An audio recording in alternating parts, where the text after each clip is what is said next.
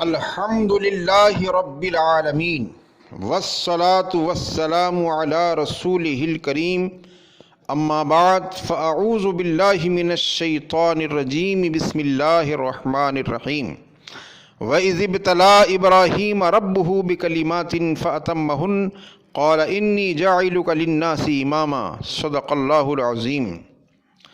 حضرت سیدنا ابراہیم علیہ السلام کی ذات قدسیہ جس طرح بلندیوں کی معراج پر جلوہ فگر نظر آتی ہے، اسی طرح قرآن و حدیث میں ان کی ابتلاء اور آزمائش کے واقعات بھی بکثرت ملتے ہیں۔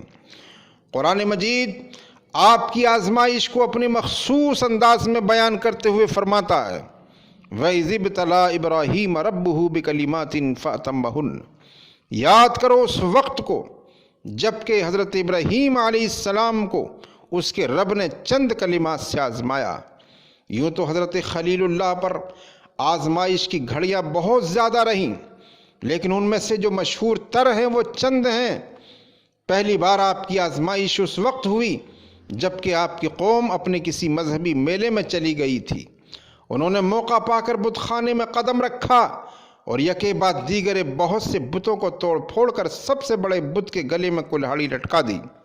قوم جب واپس آئی اور اس صورتحال سے باخبر ہوئی تو ایک ہنگامہ برپا ہو گیا۔ ہر شخص کی زبان پر یہ جاری ہو گیا من فعل ھذا بآلہتنا، کس نے کیا یہ کام ہمارے بتوں کے ساتھ؟ آخر کس نے ان باعظمت بتوں کے ساتھ اہانت کا معاملہ کیا ہے؟ کچھ دیر کی چیمے گوئیوں کے بعد قوم کے کچھ لوگوں نے بتایا اور کہا سمعنا فتى یذکرہم یقال لہ ابراہیم، ہم نے سنا ہے ایک نوجوان کو جو ان کا تذکرہ یعنی اہانت کے ساتھ تذکرہ کیا کرتا ہے۔ لوگوں نے کہا ابھی تمام لوگوں کے سامنے اس کو بلایا جائے۔ قالوا فأتوا به على أعين الناس۔ الحاصل حضرت خلیل اللہ علیہ السلام طلب کر لیے گئے۔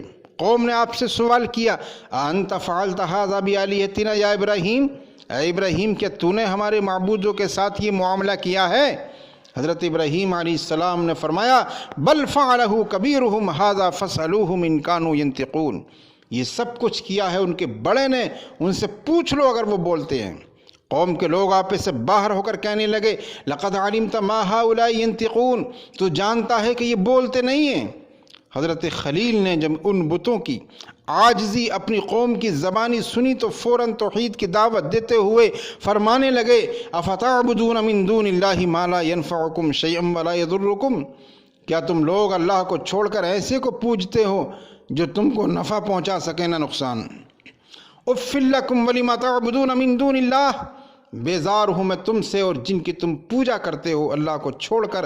بس پوری قوم کو یقین ہو گیا کہ ہو نہ ہو یہ حرکت کرنے والا ابراہیم کے علاوہ کوئی نہیں ہے، لہذا فیصلہ کرنے کے بعد لوگ کہنے لگے حرقوہ وانصروا آلہتکم ان کنتم فاعلین، اس کو جلا دو اور اپنے معبودوں کی مدد کرو اگر تم کرنے والے ہو۔